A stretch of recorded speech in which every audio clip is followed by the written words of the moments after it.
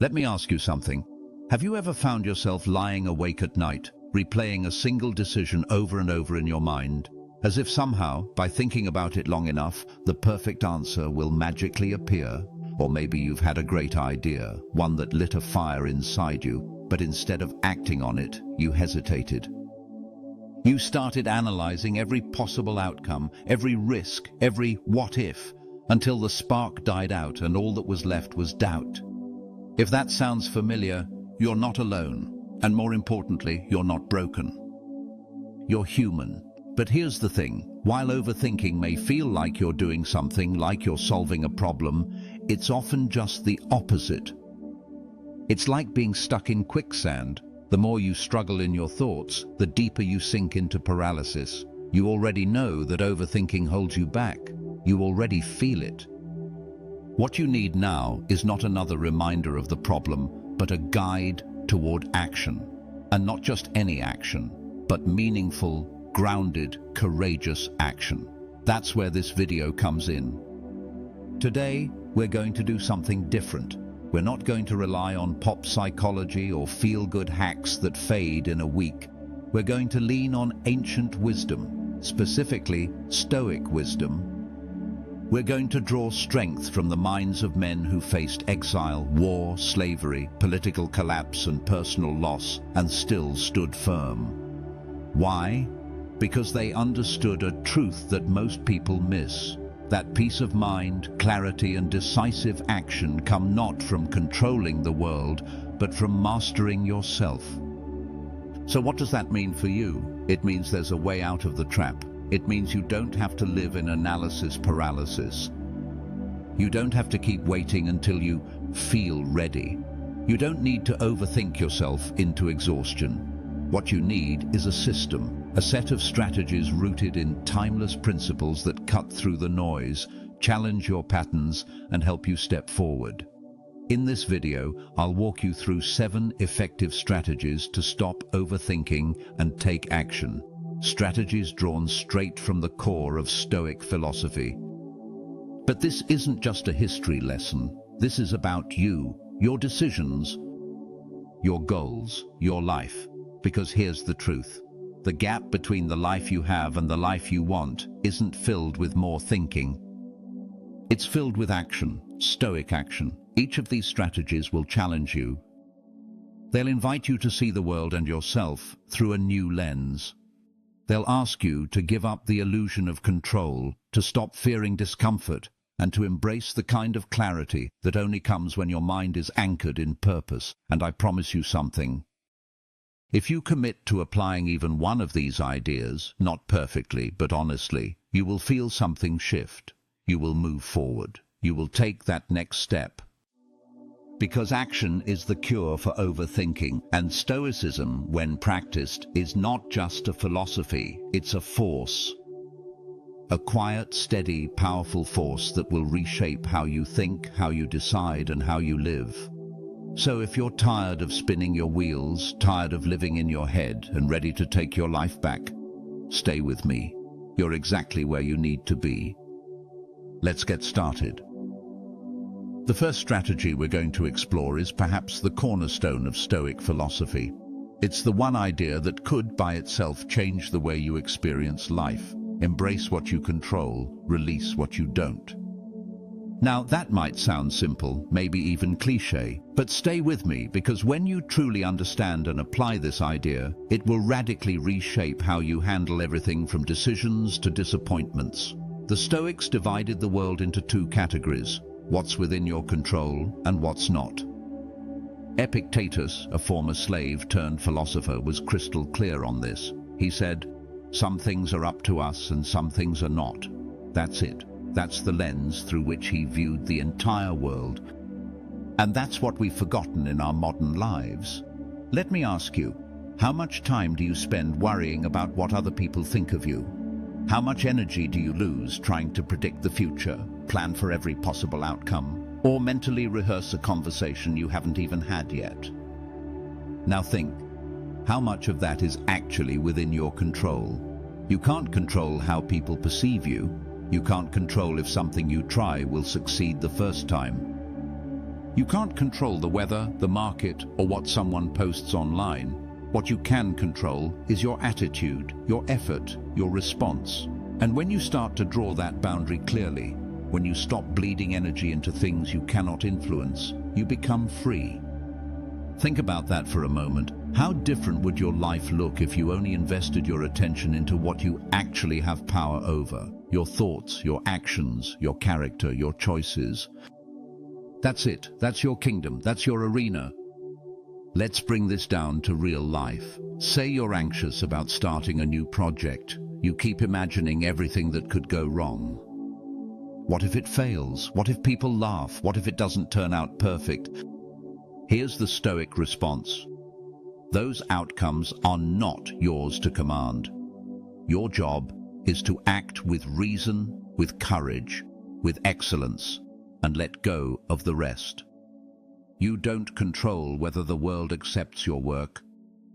You control the work itself. You control how much care you bring to the process. You control whether you start. And that's what breaks the cycle of overthinking. When you accept that you can't guarantee outcomes, but you can guarantee your intention and your effort, you are released from the anxiety of what if. You stop playing chess against the universe and start focusing on the one player you can move, yourself. This doesn't mean becoming passive.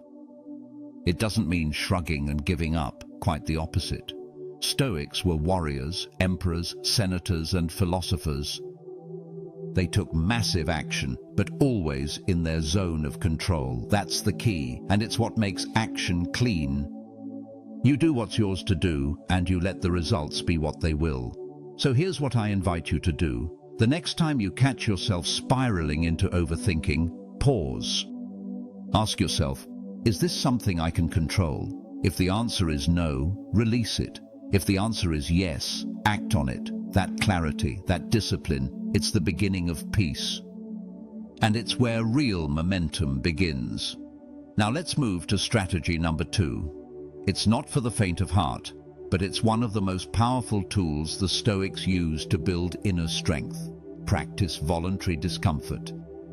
In a world that worships comfort, this might sound backwards, but the Stoics knew something we've forgotten. Ease breeds softness, and softness breeds hesitation.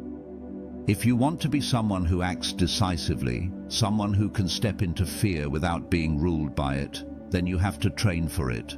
Just like a soldier doesn't wait until the battle to pick up a sword, you don't wait until life gets hard to start preparing your mind. One of the ways Stoics did this was through a practice called premeditatio malorum, or the premeditation of evils. That means imagining what could go wrong on purpose, not to catastrophize, but to build resilience.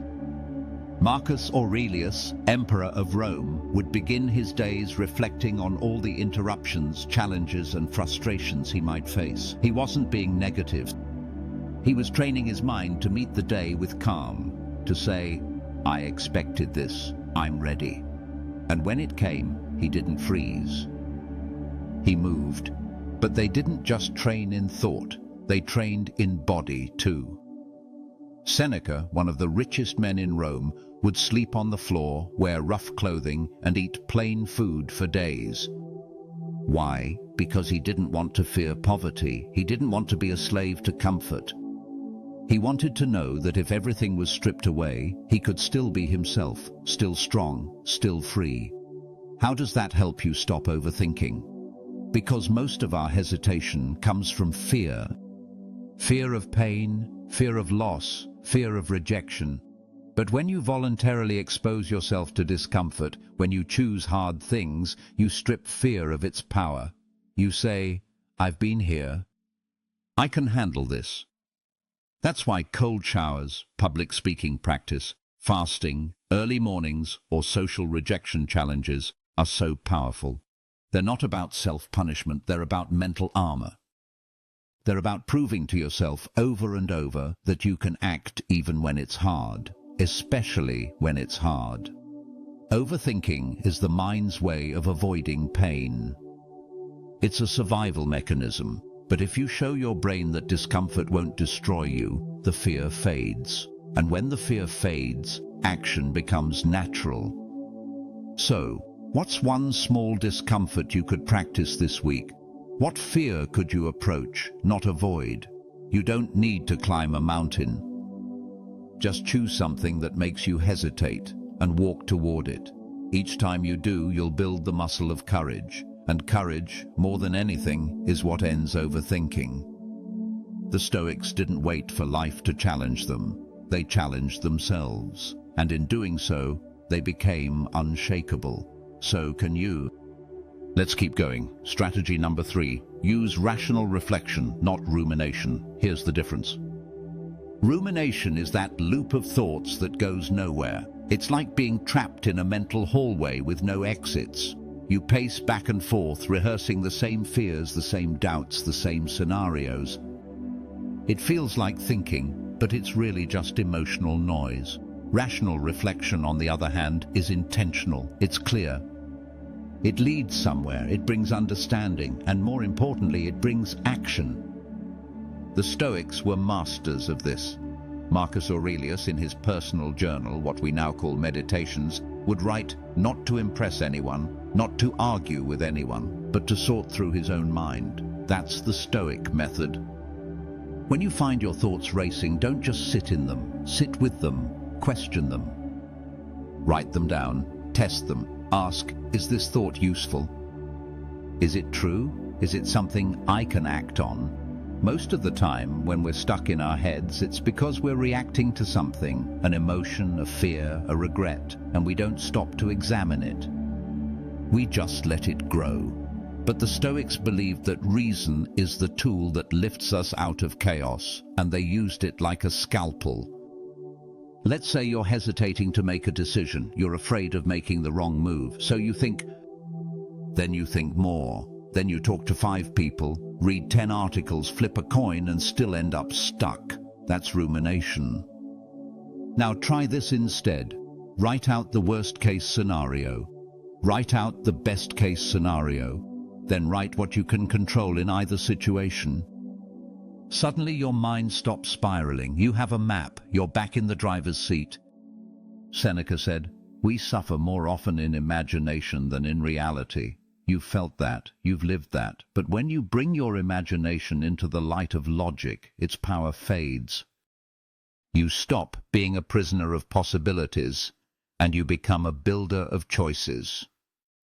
Here's another Stoic practice, the evening review. At the end of the day, ask yourself, what did I do well today? Where did I fall short? What will I do differently tomorrow? Not with judgment, not with guilt, but with clarity, with reason. It's a way to turn experience into wisdom instead of regret. And it creates a daily rhythm of growth. Because here's the truth, you're not going to think your way into the perfect life, but you can reflect your way into better choices. The Stoics weren't afraid of thought. They just refused to let thought become a cage, and neither should you. Now, on to strategy number 4. Focus on virtue, not outcomes. This is where we go deeper, because one of the biggest traps of overthinking is that we're constantly trying to guarantee a result. We think, if I say this, will they like me? If I try this project, will it work? If I move forward, will it be perfect? All of these are outcome-based thoughts.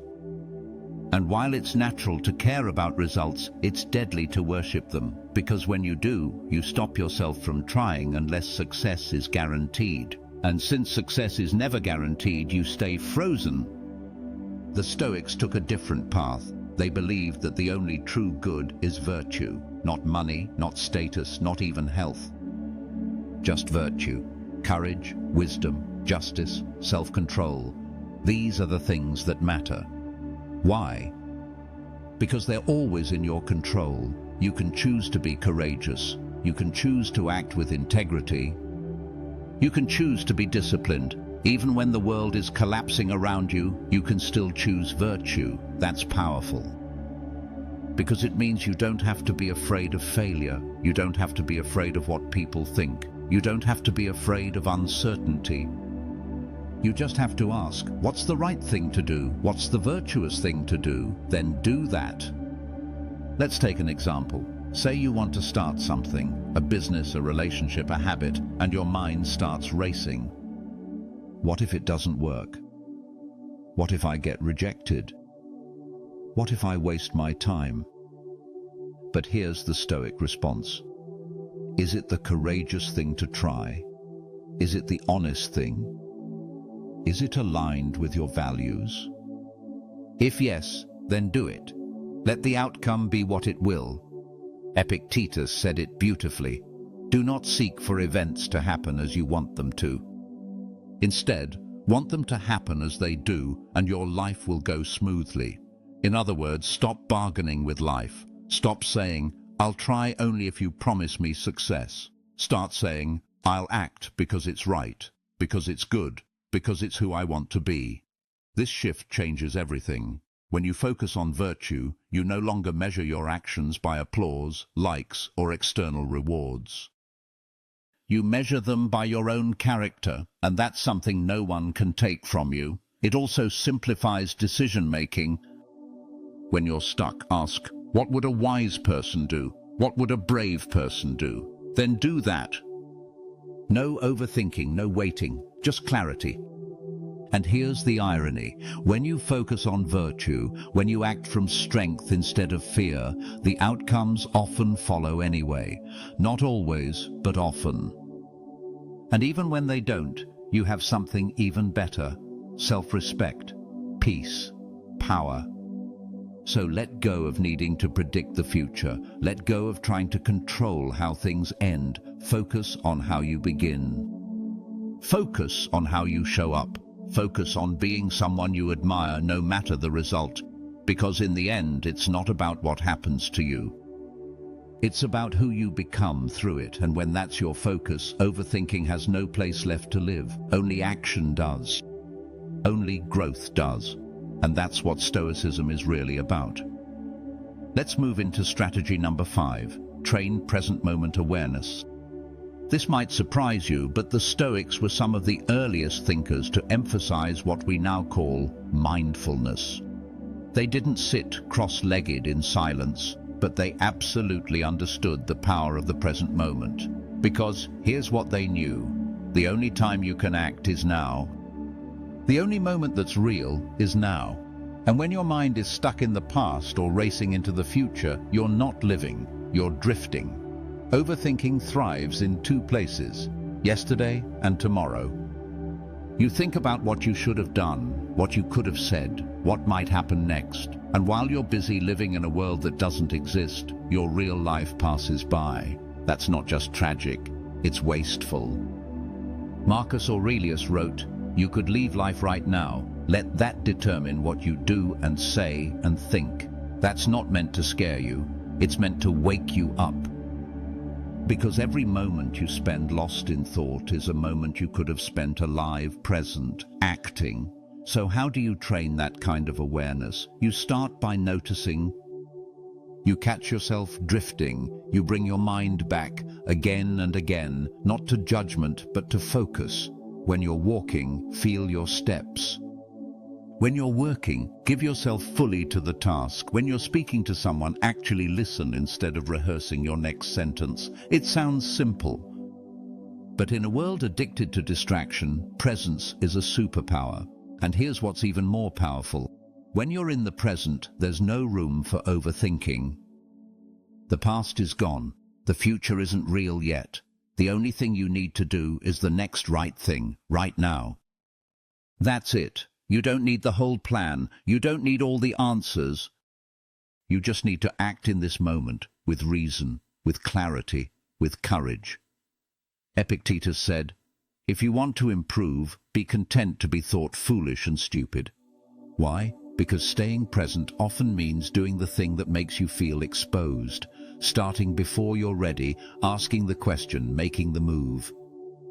But the Stoic doesn't care about appearances. The Stoic cares about action. So when your mind starts spiraling, ask yourself, where am I right now? What can I do in this moment that aligns with who I want to be? Then do it. Not perfectly, just honestly.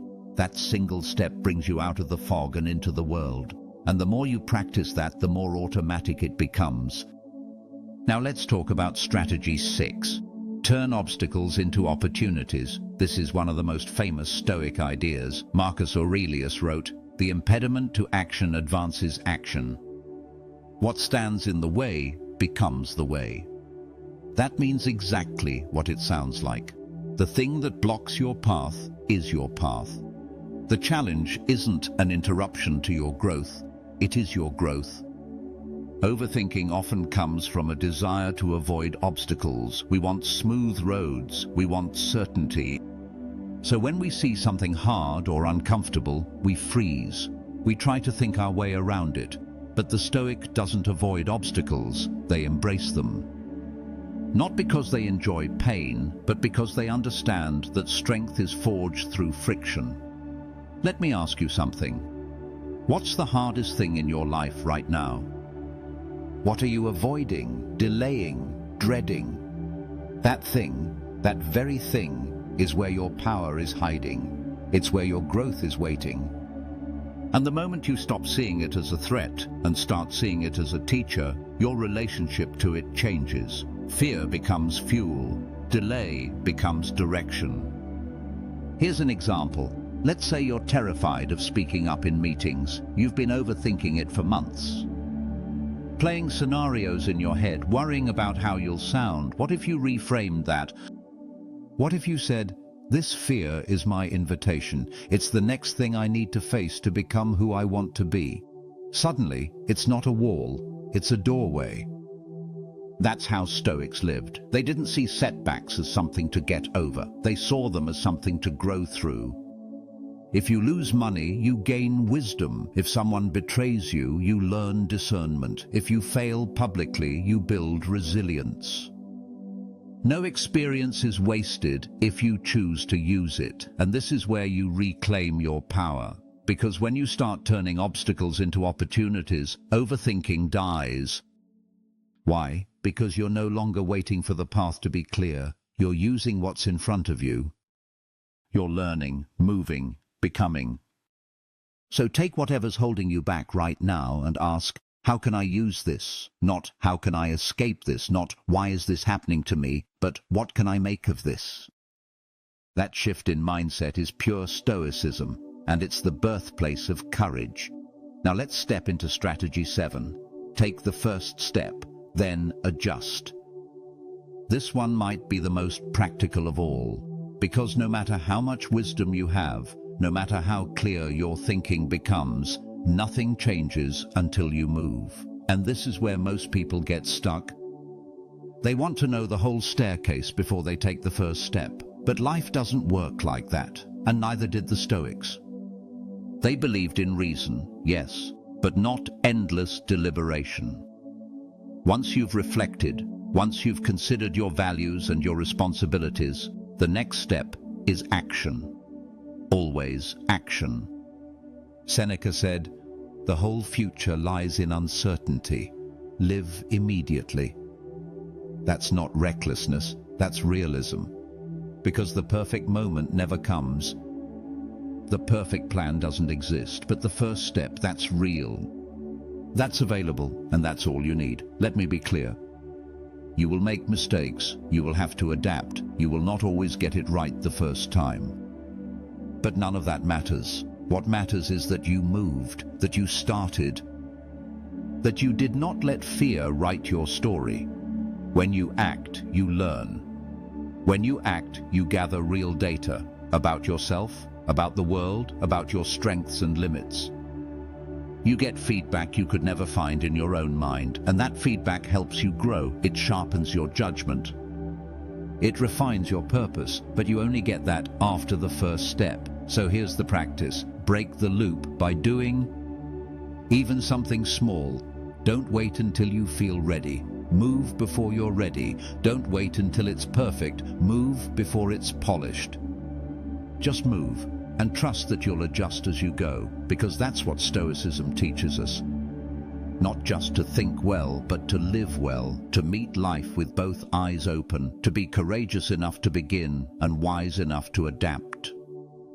When you act, you become the author of your life. You stop being the person who thinks about doing and start being the person who does. And that identity shift, that's what breaks the cycle of overthinking once and for all.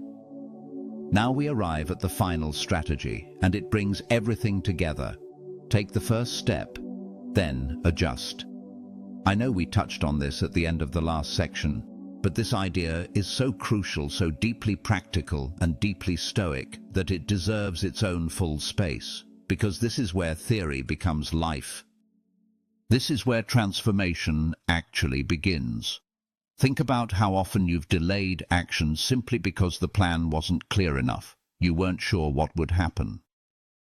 You didn't want to make the wrong move, so you made no move at all. You waited for clarity, and in the process, lost momentum, lost confidence, maybe even lost opportunities.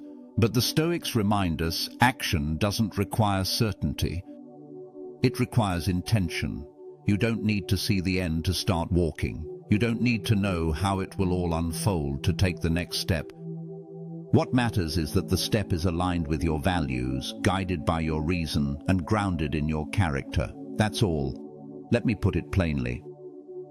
You won't get it perfect, and that's not just okay, it's necessary, because life isn't lived in flawless execution. Life is lived in motion. It's refined through experience, shaped by feedback, and sculpted by response. Marcus Aurelius said, "If it is not right, do not do it. If it is not true, do not say it." What that means is, you act based on what you know now. You trust your judgment, your principles, your training. Then you observe the results, reflect, and adapt. This is what separates overthinkers from doers. Overthinkers get paralyzed by needing to know everything before moving.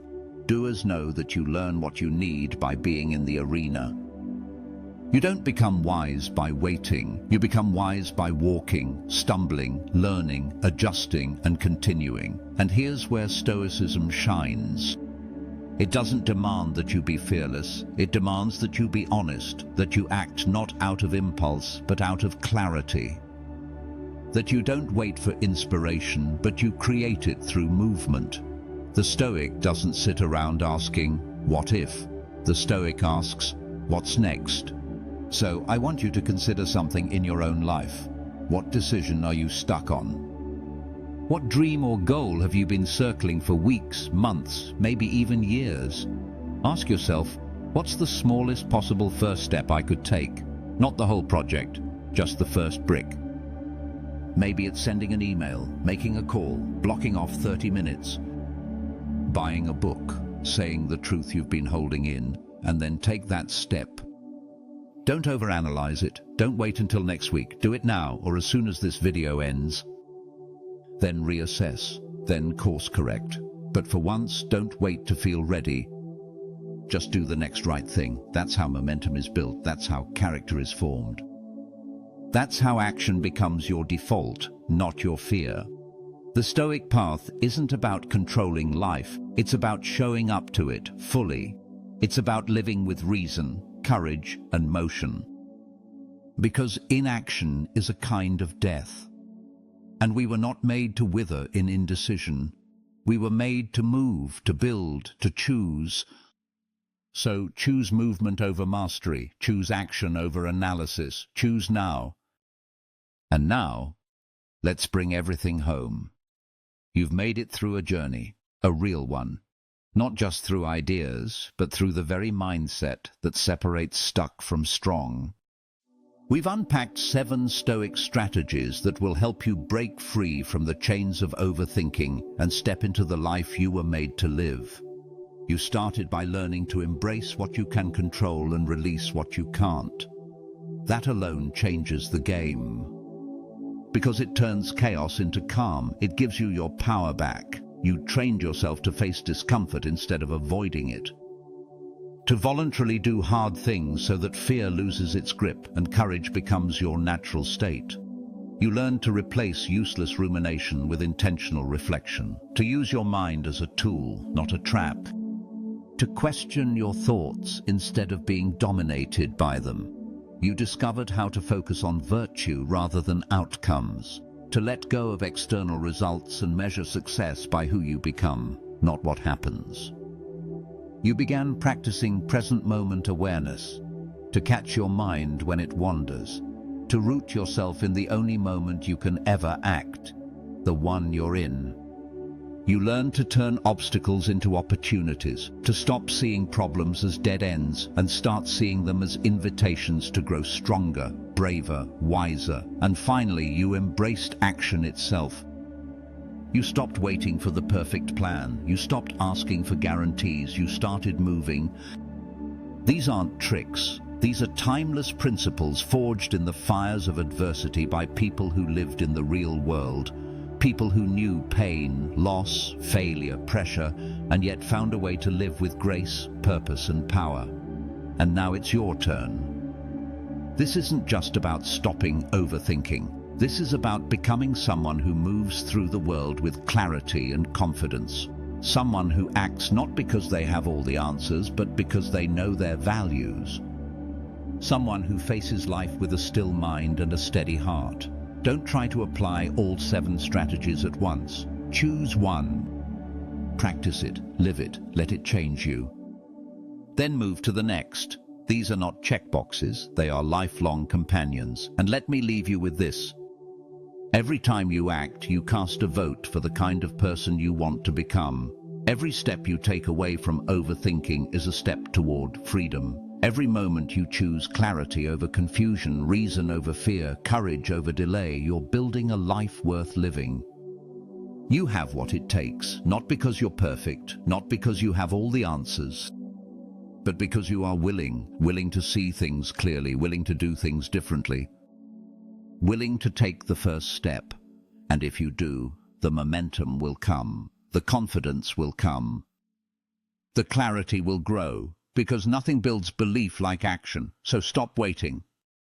Stop spinning. Stop standing still. Start living. Right now,